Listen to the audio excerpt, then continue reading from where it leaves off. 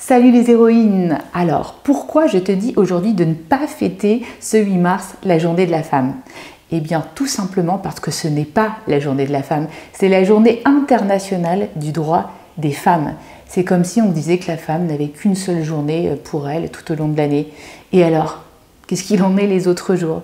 En fait, c'est une journée d'action, de mobilisation et de sensibilisation dédiée à la lutte pour le droit des femmes, l'égalité et la justice. Et si on sort un petit peu de nos contrées, eh bien on se rend compte que partout dans le monde, des États-Unis à l'Afghanistan, eh bien le droit des femmes continue à régresser, que ce soit au niveau du droit à la vie, de l'éducation, des salaires. Il y a de plus en plus de nouvelles offensives conservatrices qui font régresser le droit des femmes, et la crise sanitaire a aussi fragilisé de nombreux acquis. Cette année, le slogan de ralliement de cette journée, c'est #EmbraceEquity, autrement dit embrasser l'équité à bras-le-corps.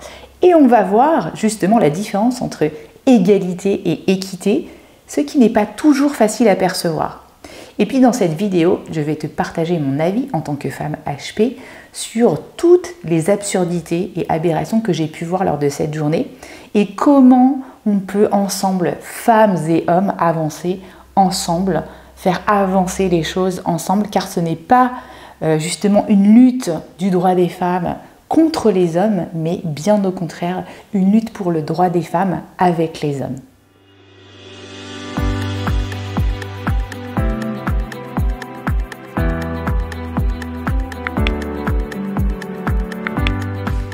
Je m'appelle Sandrine Larive, je suis coach et hypnothérapeute et ma mission c'est d'accompagner les femmes à haut potentiel, multipotentiel et ou hypersensibles à rééquilibrer leur yin et leur yang interne pour révéler à l'extérieur leur plein potentiel. L'année dernière, j'ai participé en tant que conférencière dans une multinationale lors de la Journée internationale du droit des femmes, notamment avec une intervention sur les biais cognitifs que peuvent avoir les hommes et les femmes et qui contribuent d'une manière générale à la régression du droit des femmes en entreprise.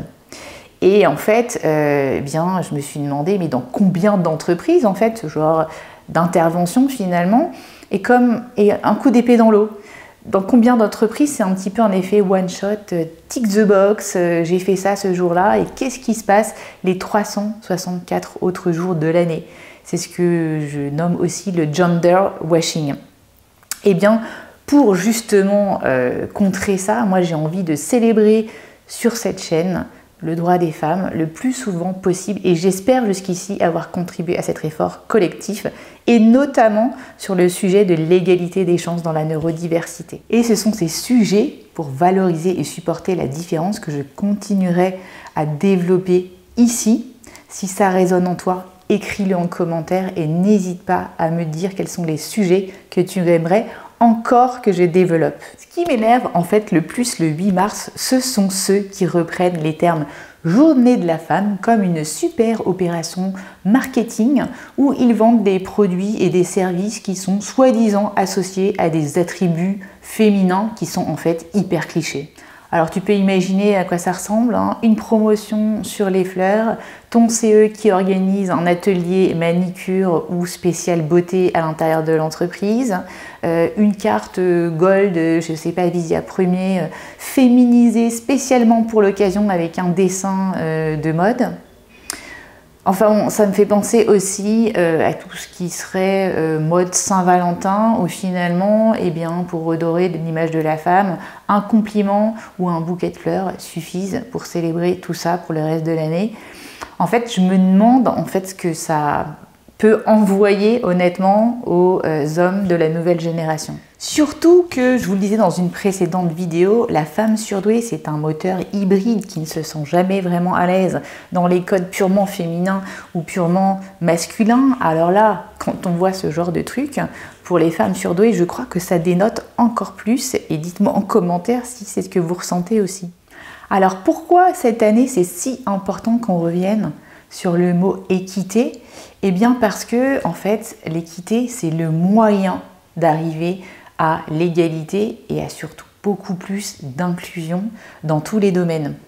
En fait, tu vas voir, je t'ai fait un petit schéma et tu vas voir que l'égalité en fait, eh bien c'est le fait d'attribuer les mêmes ressources et les mêmes opportunités à chaque individu ou groupe d'individus. C'est un petit peu le concept one size fits all, comme on dit en anglais. Alors que l'équité, c'est reconnaître que chaque personne a des différences et allouer les ressources et les opportunités en fonction de ces différences pour arriver justement à une égalité. En fait, ce schéma que j'ai trouvé sur le internationalwomensday.com, tu peux aller voir, il y a plein de ressources, nous rappelle qu'on ne commence pas tous avec les mêmes chances dans la vie. Et donc, si on nous alloue les mêmes ressources, on ne va pas forcément arriver à une égalité totale. On nous a enseigné quand on était jeune le concept de justesse et l'égalité pour tous. Et là, du coup, ça vient nous rappeler que parfois, c'est un petit peu différent. Et je ne résiste pas à vous remettre cette citation d'Einstein qui nous dit que tout le monde est un génie, mais si vous jugez un poisson sur ses capacités à grimper à un arbre, il passera sa vie entière à croire qu'il est stupide. Merci, monsieur Einstein. Intéressant aussi de noter que chaque année, les Nations Unies définissent un thème différent. Et cette année, le thème, c'est pour un monde digital inclusif, innovation et technologie pour l'égalité des sexes. Et en fait, ce qu'ils nous disent, c'est que ce thème est associé au thème prioritaire de la 67e session de la Commission de la condition de la femme, à savoir l'innovation, le changement technologique et l'éducation à l'ère du numérique pour réaliser l'égalité des sexes et autonomiser toutes les femmes et les filles. Mais moi, aujourd'hui, j'ai surtout envie avec vous de célébrer toutes les clients que je reçois et aujourd'hui qui se battent pour leurs droits à elles. Et je voudrais citer quelques exemples de situations dans lesquelles elles se trouvent parce que je les soutiens. Et notamment, je pense à toutes ces femmes qui sont en plein dans leur voyage de l'héroïne avec force, dignité, douceur aussi et courage. Je pense notamment à ces femmes qui sont en train de sortir de griffes d'un PN ou qui sont en train de se reconstruire. Et aussi, je veux leur redire que tomber sur des personnes toxiques comme ça n'a rien à voir avec l'intelligence. C'est une question de compétence et de compréhension de ces mécanismes. Et une fois qu'on a compris tous ces mécanismes, eh bien, oui, on peut s'en sortir. Je pense aussi à ces femmes qui quittent le rôle de mouton noir et de vilain petit canard de leur entreprise pour être libres et autonomes de penser et de devenir pleinement elles. Je pense aussi à ces femmes qui construisent leur entreprise avec force et courage pour vraiment se libérer leur voix d'expression totalement. Et pour finir, aujourd'hui, je voudrais te donner ce challenge personnel de savoir comment tu peux faire avancer l'équité dans ta zone d'influence à toi, si petite soit-elle.